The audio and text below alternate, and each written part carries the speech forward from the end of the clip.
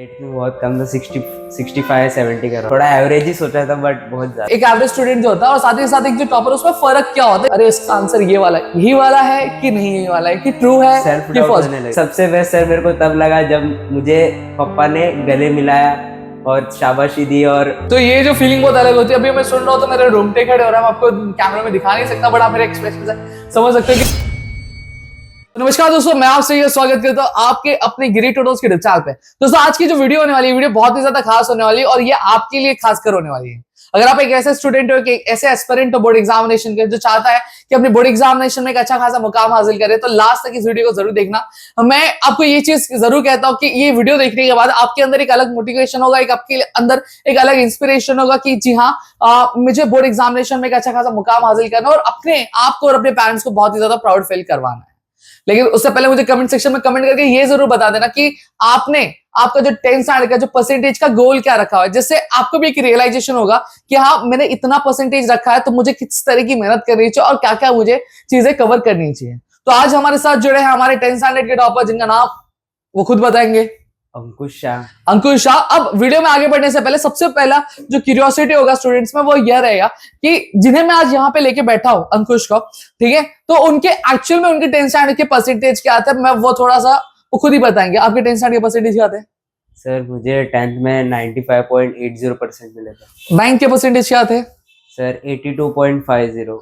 और वही अगर मैं 8th के परसेंटेज की मैं बात करूं, सर 8th में बहुत कम था, 65-70 का। अब आप यहाँ पे देख सकते हो एक ड्रास्टिक चेंज होता हुआ आपको दिखाई दे रहा होगा कि एक जो स्टूडेंट जिसका जो परसेंटेज था वो 8th में 65% था, वहीं 9th में अगर मैं बात करूं तो वो आपके 80s में गए, और वहीं 10th में अगर मैं बात करूं तो ये अपनी सिटी के सिटी टॉपर थे, ठीक है, और अपने स्कूल के फर्स्ट रैंक होल्डर थे, ठीक है। तो ये सारी चीजें हैं। तो अब एक एक करके हम जानेंगे कि ये जो 65 से लेकर ये जो सीधा 96 परसेंटेज का ये जो मुकाम था, ये किस तरीके से उन्होंने कवर किया और क्या क्या चीजें इन्होंने की जिसकी वजह से ये चमत्कार नहीं होता, मेहनत होती है, मेहनत की वजह से हर एक चीज होती है और एक प्रॉपर गाइडेंस और एक प्रॉपर रोड मैप फॉलो करने की वजह से हर एक चीज यहाँ पे होती है।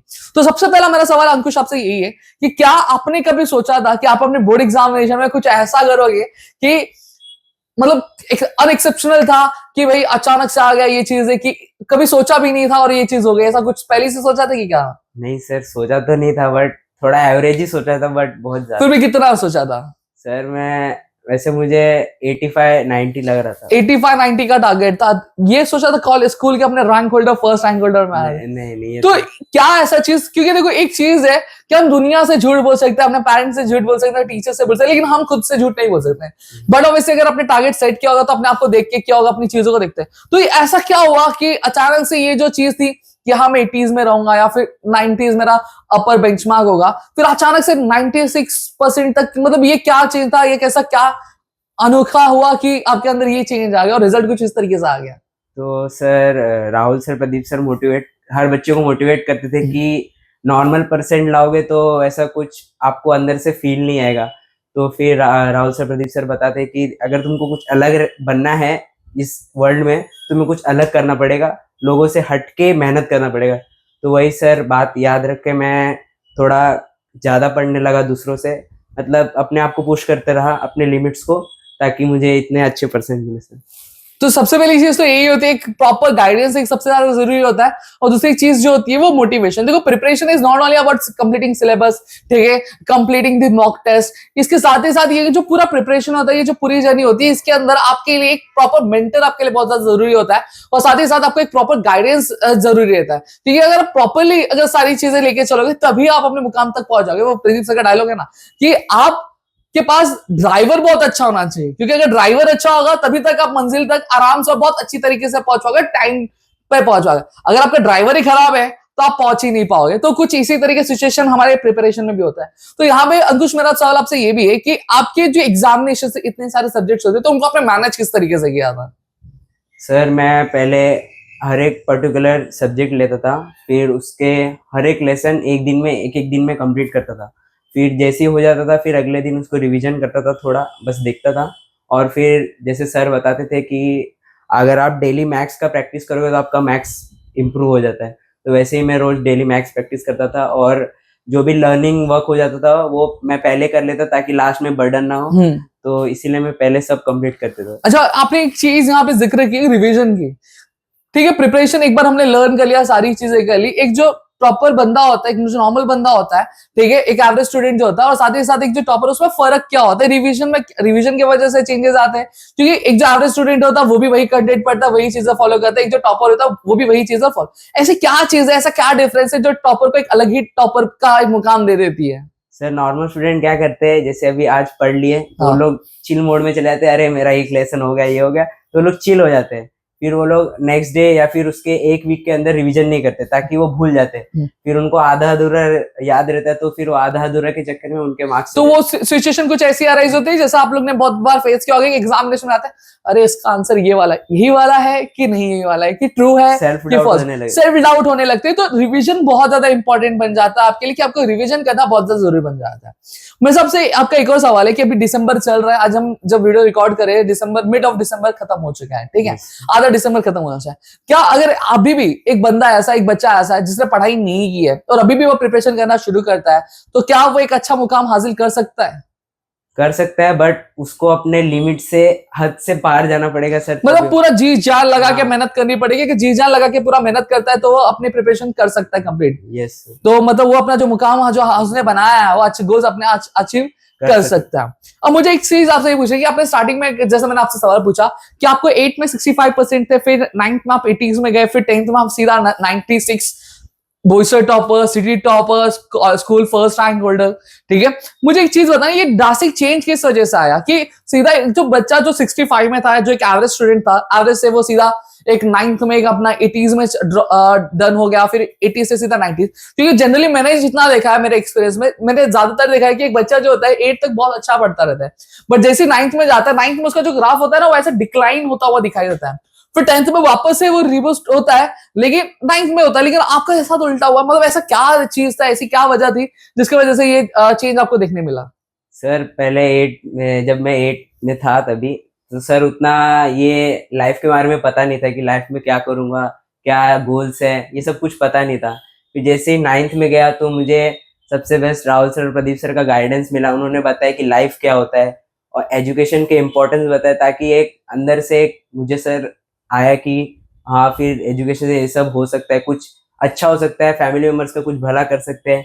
ये जो कंडीशन अभी मेरे मम्मी पापा है, वो कंडीशन से उनको ओवरकम कराओ। तो सर वही प्रॉपर गाइडेंस की वजह से सर मैं थोड़ा अभी पुश करने लगा अपने आपको पुश कर रहे हैं। मुझे एक चीज बता, जब ये रिजल्ट आया, आपने कहा कि ये तो एक्सेप्शन अनएक्सेप्टेड था रिजल्ट, की मैं सीधा 96% और फिर थोड़ी देर टाइम बाद पता चला होगा कि सीधा स्कूल टॉपर, तो और फिर उसके बाद पता चला बॉयसर टॉपर। तो उस टाइम में मुझे एक चीज बता ना, फीलिंग क्या थी, मतलब क्या लग रहा था? सर एकदम अलग अलग रहा था, एकदम क्या एक्सप्रेस नहीं कर सकते। पूरे घर में इमोशनल हो गए थे सब, कि जैसे सबसे बेस्ट सर मेरे को तब लगा जब मुझे पापा ने गले मिलाया और शाबाशी दी, और मम्मी ने बोला कि तूने कर दिया, अभी बाकी नहीं है, अभी और करना है। तो ये सब सर थोड़ा बहुत अलग फील हुआ सर। तो ये जो फीलिंग बहुत अलग होती है, अभी मैं सुन रहा हूँ तो मेरे रोंगटे खड़े हो रहा है। मैं आपको कैमरे में दिखा नहीं सकता, बट आप मेरे एक्सप्रेशन से समझ सकते हो कि जो आवाज का टोन जो मेरा स्टार्टिंग में था और अब किस तरीके से है, उस पर आप थोड़ा समझ सकते हो। तो यहाँ पे मुझे एक चीज बताना कि अब कोई अगर स्टूडेंट ऐसा है जैसे मैथ्स में बहुत ज्यादा दिक्कत आ रही होगी, या फिर लैंग्वेजेस में, या फिर आपका जो थियोरी सब्जेक्ट है, ये तीनों ही कैटेगरी के लिए आप क्या उनको टिप देना चाहेंगे कि उनको किस तरीके से उस पर वर्कआउट करना चाहिए और क्या चीज उनको फॉलो करनी चाहिए? सर सबसे पहले उनको अपने ऊपर भरोसा होना चाहिए, सेल्फ कॉन्फिडेंस। हाँ, कि मैं कर सकता हूँ। क्योंकि बिना अगर दिल ही नहीं बोलेगा अरे मैं नहीं कर पाऊंगा, तो फिर आप नहीं कर पाओगे। अगर आपका दिल कहेगा कि हाँ मैं थोड़ा, अगर कम आ रहा है उससे थोड़ा पुश कर सकते हो, तो कर सकते हैं। बस उनको खाली प्रॉपर, जैसे हर एक लेसन के पहले फॉर्मूलेज हो गए, फिर उनको कैसे अप्लाई करना है, फिर उनको कैसे एग्जीक्यूशन होगा, अगर हो रहा है तो मेरा कहाँ मिस्टेक हो रहा है, पूरा अगर प्रॉपर करेंगे शॉर्ट टाइम में भी तो हो सकता है सर। और फिर थियोरी सब्जेक्ट के लिए आप क्या कहोगे?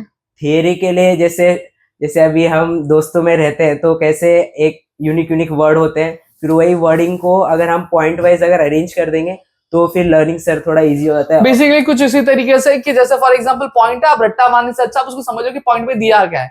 जैसे अगर मैं एग्जांपल की तरह बात करूं तो एनएलएस स्कूल की बात कर लेते हैं हम, एक जो इंपॉर्टेंट आपका शॉर्टकट आ जाता है कि जहां पे सबसे पहला पॉइंट रहता है कि आपको इस्टेब्लिश क्या हुआ था वो लिखना रहता है, किसने इस्टेब्लिश किया था वो लिखना है, दूसरा पॉइंट, तीसरा क्या है अप्रोच किस चीज का, और चौथा पॉइंट है कि हिस्ट्री उनके हिसाब से क्या है। इस तरीके से आप लर्निंग करते हो तो आपको लर्निंग बहुत अच्छे से हो सकती है। और लैंग्वेजेस के लिए आप कहोगे अगर मेरा एक ऐसा बंदा हो जिसको हिंदी आती ही नहीं है, मराठी आती ही नहीं है, तो क्या एक बेस्ट रिसोर्स होगा जो उनको फॉलो करना चाहिए, क्या सुनना चाहिए, क्या चीजें करनी चाहिए, जैसे लास्ट टाइम पे लैंग्वेजेस में बहुत अच्छा कर सकते हैं।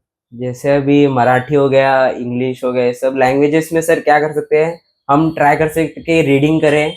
रीडिंग करने के बाद हमें वो वर्ड जैसे अलग लगे उनके थोड़े मीनिंग्स समझे, ताकि वो वर्ड हम यूज कर सके। और ज़्यादातर सर अगर हमें नहीं आ रहा है तो पैसेज प्रैक्टिस कर सकते हैं। और फिर वही जो अगर लैंग्वेज का कोर जैसे वो वर्ड्स के मीनिंग क्या अगर वो हमें समझ गए तो हम आराम से लैंग्वेजेस लिख सकते जैसे बेसिकली अगर मैं बात करूं, अगर आप हमारे यूट्यूब चैनल पे जाएंगे, ऑलरेडी राहुल सर ने कई सारी चीजें आपको बताई हुई हैं, ठीक है, प्रदीप सर ने कई सारी चीजें बताई इंग्लिश के, हमारी कई सारी चीजें हैं जहां पे हमने ऑलरेडी आपको बहुत सारी चीजें गाइड की है कि हाँ ये इस तरीके से किया जाता है, ये चीजें की जाती है। आप नीचे कमेंट करेंगे तो बट ऑब्वियस बात है, अंकुश तो हमारे साथ ऑफलाइन में जुड़े हुए थे, ठीक है, 9 से ही जुड़े हुए हैं, ठीक है, और अगर आप भी हमारे साथ ऑनलाइन जुड़े हैं तो अगर आप कमेंट करेंगे तो जरूर हम आपके लिए भी बहुत अच्छी चीज हम जरूर लेकर आएंगे और आपको प्रोवाइड क्या करेंगे। अब जो मैं आपसे अगला सवाल पूछना चाहता हूँ उससे वो ये है कि कई सारे कमेंट्स ऐसे आते रहते हैं कमेंट सेक्शन में हमारे कि सर मेरी तो हैंडराइटिंग अच्छी नहीं है, मेरी तो हैंडराइटिंग मुझे नहीं समझ में आती है, तो मेरे मार्क्स एग्जामिनेशन में कट जाएंगे क्या? तो आपका इस पे क्या कहना है अंकुश? सर हैंडराइटिंग वैसे इतना मैटर नहीं करता है, मेरा भी थोड़ा एवरेज ही हैंडराइटिंग है। बट अगर आपका थोड़ा ज़्यादा अगर हैंडराइटिंग गंदा है तो आप नीट एंड क्लीन पे ज़्यादा फोकस करो। अगर एक जैसे आपका एकदम अलग से अलग हैंडराइटिंग है, मतलब थोड़ा बहुत खराब है, तो आप हर एक क्वेश्चन के बाद 1-2 लाइन छोड़ सकते हैं ताकि चेकर को ज़्यादा मेहनत नहीं करनी पड़ेगी। मतलब बेसिकली अंकुश का कहने का मतलब ये, देखो हैंडराइटिंग कितनी भी खराब हो आपकी डजंट मैटर, देखो अच्छी हैंडराइटिंग की परिभाषा क्या होती है, मतलब डेफिनेशन क्या होती है कि आप जो भी चीजें लिखे रहे हो, वो जो भी लिखी हुई चीज है वो सामने वाले पर्सन को रीडेबल होनी चाहिए, तो अब उतना साफ सुथरा आपको लिखना। कोई भी एग्जामिनर ये एक्सपेक्ट नहीं करता है कि आपकी जो हैंडराइटिंग वो टाइपराइटर जैसी होनी चाहिए या फिर एकदम बहुत है ना अति सुंदर सुंदर सुंदर अति सुंदर ऐसी ऐसी हैंडराइटिंग होनी चाहिए, ये कोई भी एग्जामिनर एक्सपेक्ट नहीं करता और ये हो भी नहीं सकता। और अब भी अगर हैंडराइटिंग सुधारने जाओगे तो हैंडराइटिंग के चक्कर में आपका पूरा का पूरा पेपर चला जाएगा और 10वीं कंग्रेचुलेशन, आपको 10वीं में 2-2 बार फेयरवेल मिल जाएगा, एक इस बार का और एक अगले साल का वापस मिल जाएगा। तो मैं नहीं चाहता को 2 बार फेयरवेल मिले, ठीक है। तो हैंडराइटिंग बस साफ सुथरी होनी चाहिए, जो भी आप लिख रहे हो वो कंटेंट सामने वाले को समझ में आना चाहिए। समझा? ऑलरेडी पेपर प्रेजेंटेशन में कई सारी वीडियोस आपके लिए आने वाली हैं और ऑलरेडी चैनल पे डली हुई है, तो आप वो भी चेकआउट कर सकते हैं। लास्ट सवाल जो मैं अंकुश से पूछना चाहूंगा, अंकुश आपसे लास्ट सवाल जो है आज का आखिरी जो मैं यहाँ पे पूछना चाहता हूँ कि लास्टली आप ये जो इस साल के जो हमारे बोर्ड के एस्पिरेंट्स हैं उनको क्या 2 लाइन आप कहना चाहोगे, क्या टिप देना चाहोगे कि उनको फॉलो करना चाहिए? सर सबसे पहले मैं बोलना चाहूँगा कि उन लोग को अपने ऊपर सेल्फ बिलीव होना चाहिए, दूसरा कोई कुछ भी बोले तो उनको फर्क नहीं पड़ना चाहिए। और सबसे मेन चीज़ कि सर एक नॉर्मल ह्यूमन बीइंग के अंदर एक वो डिसिप्लिन आनी चाहिए ताकि वो अपने गोल्स को लेके आगे वर्क कर सके। ये तो यहाँ पे होप सो आपको सारी चीजें समझी होंगी और बड़ा ऑब्वियस बात है अंकुश ने आपको इतना टाइम दिया, हमें इतना टाइम दिया, थैंक यू अंकुश। अंकुश ठीक है, ठीक है, तो यहाँ पे हमने सारी चीजें कर ली, तो होप सो आपको चीजें समझी होगी। और भी आपको कोई भी डाउट है, कोई भी प्रॉब्लम है तो आप कमेंट सेक्शन में पूछ सकते हैं, हम आपके लिए और भी वीडियोस लेते आते रहेंगे। मिलते हैं हमारे अगले वीडियो में। जय हिंद दोस्तों।